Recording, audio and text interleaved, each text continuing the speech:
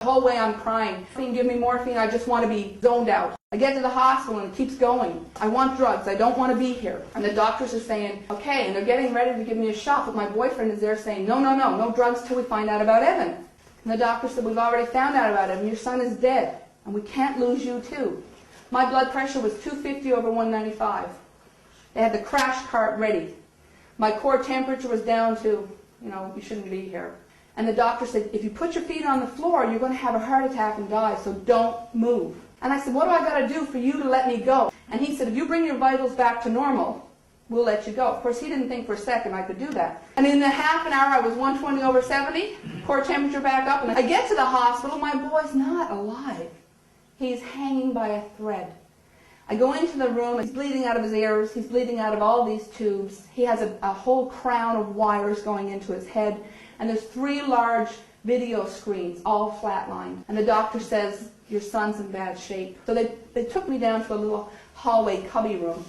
And 3 neurologists are standing there saying, okay, here's the deal. Your son's brain dead. He's hemorrhaged into every major organ of his body. What isn't filled with blood is filled with water. So even if he wakes up, even if he opens his eyes, your son will be on every single machine you see here for the rest of his life. And he's brain dead. He will never know you. He will never speak to you again. Now we suggest you unplug your son just in case he wakes up. Because if he wakes up, then you can't do anything about it. Canada has no euthanasia laws. But we can do it right now. And in my ear, the same way as in the lake, came, fill it up.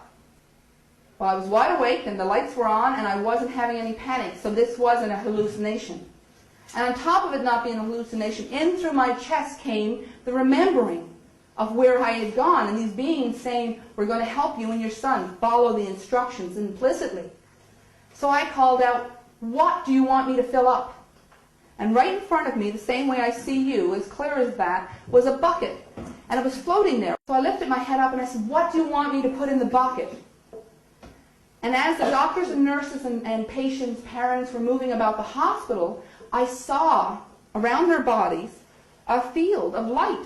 That's energy. So I said, you want me to get the aura energy out of these people and into the bucket? And I heard ding, ding, ding,